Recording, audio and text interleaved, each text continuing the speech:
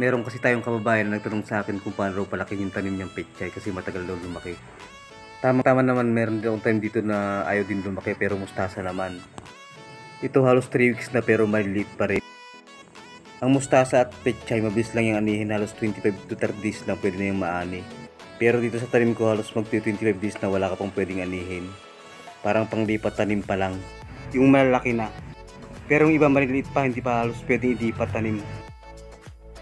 Kaya ito ibabahagi natin sa video ito paano ba natin mapabilis yung paglaki ng mga bansot na tanim nating pechay at mustasa.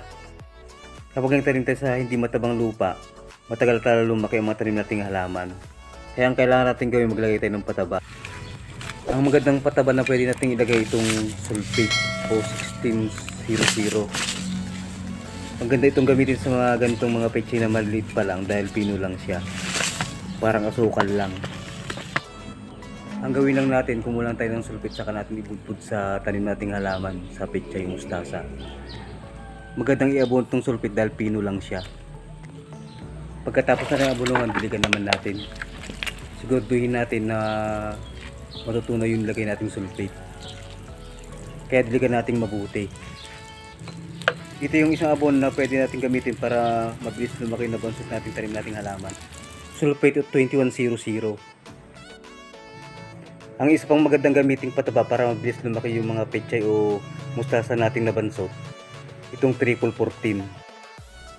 Pareho lang na mabilis lumaki pag ginamit natin yung 1414 saka sulfate. Magkaiba lang ng paraan ng application. Yung sulfate kasi pino kaya pwedeng ibudbud at madaling matunaw. Ito namang 1414, medyo malaki yung butil niya at saka mahirap patunaw.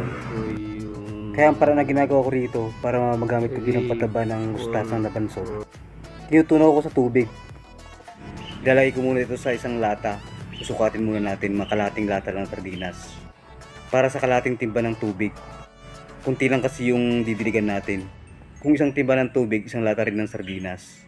Ganun ang ratio niya, ang sukat niya. Ilagay lang natin ito sa kalating timba ng tubig. Saka natin haluin hanggang sa matunaw.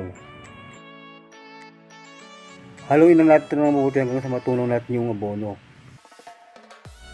Kapag natunaw na yung abono at wala ng bubo, tabuin na natin saka natin idig sa nabansot nating halaman. Ito dilig na natin sa tanim kong mustasa.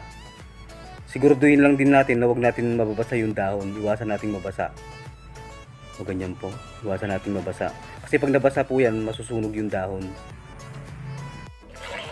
Pagkatapos natin may dilig ng abono, hugasan natin. Hindi kasi natin maiwasan yung mayroong mabasa. Kaya diligan uli natin yung ibabaw ng dahon para mahugasan yung dahon niya. Maliban sa 1414, pwede rin natin gamitin at yung sulfate